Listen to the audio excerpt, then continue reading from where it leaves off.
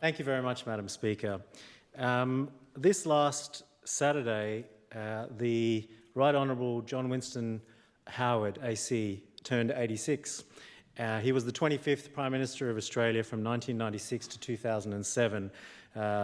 His 11-year tenure as PM was the second longest in Australian history, and his birthday was noted by people across the political spectrum, and for good reason. It's only really with the passage of time that I think people are starting to appreciate the totality of his contribution to Australian society. And, Madam Speaker, that includes myself. The Prime Minister's Prime Ministership corresponded with my time of being a university student, I remember, at the University of Sydney, and I wasn't particularly fond of him at the time, I must confess, while I was busy being a student politician. But I rise tonight to pay tribute and reflect on his legacy, most unusually, though, with focus on his time in opposition and his early Prime Ministership.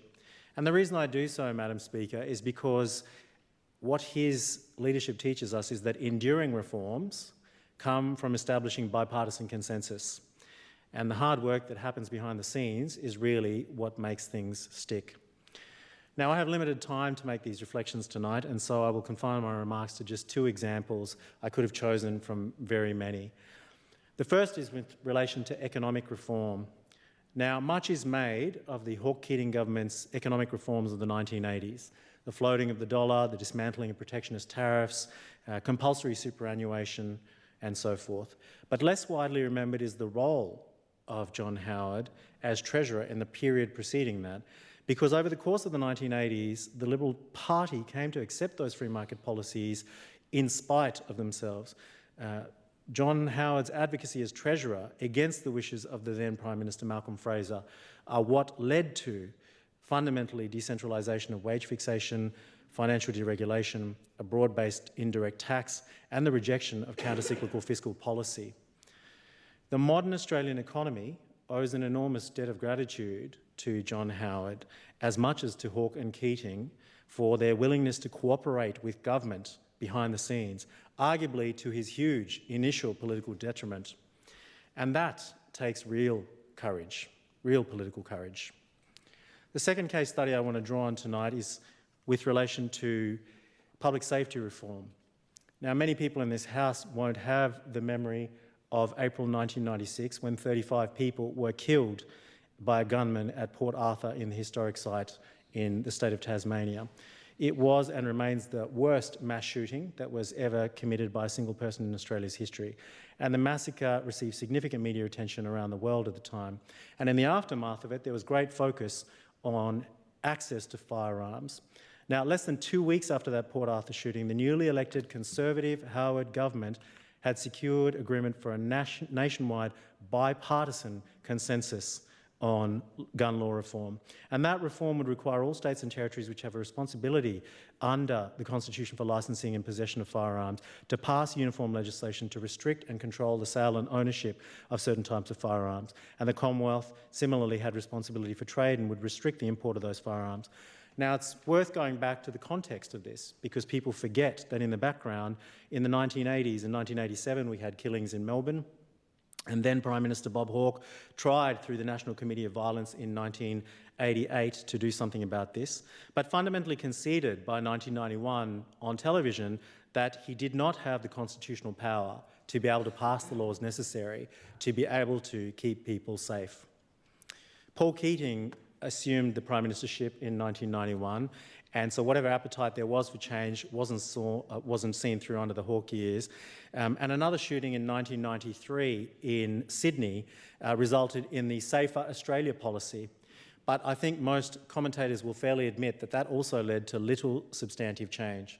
Now, in that political context, it's remarkable to think that the Conservative coalition government, led by John Howard, which was elected in March 1996, and won a landslide victory, securing 94 of 148 seats in the House of Reps, ending 13 years of Labor government, chose then to stop Australia from replicating what John Howard regarded as American gun culture. In a prominent speech delivered in June 1995, he said, quote unquote, "Whilst making proper allowances for legitimate sporting and recreational activities and the proper needs of our rural community, every effort should be made to limit the carrying of guns in Australia." John Howard was put to the test and called upon by the Coalition for Gun Control to show leadership, and he did show leadership. Also urged on, I might add, by the Liberal government in Tasmania at the time, which was a coalition Liberal Greens government. Can you imagine that such a thing might exist in this day and age? The Australian Parliament sat for the first time 2 days after the Port Arthur shooting, and in his first speech to Parliament as Prime Minister, John Howard moved a condolence motion and committed to pursuing gun reform for the betterment of Australia. His response was as follows: I will do all that I humanly can as leader of a government to bring about a significant improvement to gun laws and to address some of the great deficiencies that exist. Now, those proposed reforms couldn't have happened overnight, but for the fact that the Howard government was willing to work with people like Darryl Smeaton, the senior private secretary to several Labor ministers in the Hawke Keating government, who knew how to tackle gun reform. Bipartisan cooperation is what resulted in those changes being made. And on May 6th, there was, under the Australian Police Ministers' Council, under the auspices of them, the Federal Cabinet endorsed a draft policy for effective nationwide gun control of firearms. And then again, that included basically ruling that under that policy, all gun owners would require a licence, firearms would need to be registered, gun owners would need a genuine reason for owning their firearms, such as sport or farming or hunting, and a genuine reason did not include self-defence. There are lots of people who opposed that and lots of people who didn't want to pay a political price and so, as a consequence, didn't want to be involved. But ultimately, Premier Bob Carr, Tasmanian Premier Tony Rundle, everybody fell into line in the national interest. So what was the legacy of these reforms? Well, in the 15 years preceding gun reform, Australia saw 14 mass shootings in which a total of 117 people died. And in the 20 years that followed, no mass public shootings occurred in Australia. In the years after Port Arthur, there was also a significant reduction in fatal shootings of less than 5 people, as well as a decline in suicide by firearm. Implementation of the gun reforms enhanced John Howard's reputation and played a role in establishing him in the popular imagination as a strong and decisive leader with empathy and with determination. It's prudent to mention Rob Borbidge, who was the Queensland Premier at the time, who paid the ultimate price in supporting the right thing to do. Howard said of Borbidge, quote unquote, he never wavered. He was defeated at the next election and the strength of the One Nation vote in 1998's Queensland election was the main reason why he lost. He paid the heaviest price of it all, and I've always acknowledged his courage. Today is a significant anniversary for me, Madam Acting Deputy Speaker. 2 years ago, I left the UK to return to Darwin to try, in my own small way, to make a contribution towards turning around the fortunes of the Northern Territory.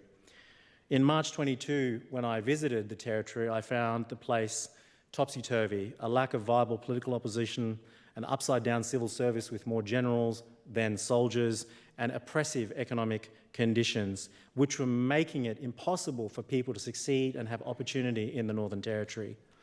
I'm pleased to note that there are now small signs of improvement across a range of metrics in the Northern Territory, but much remains to be done, and very little will be achieved unless we're able to work together.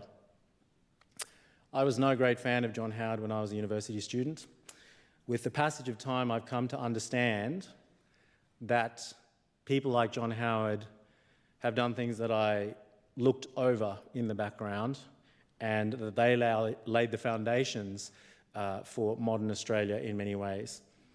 And on the 86th birthdays of other leaders, I would love to reflect equally on the contributions of other great political leaders across Australia who have set our country up by having respect for the game, by having respect for our institutions, by protecting our parliaments and their conventions.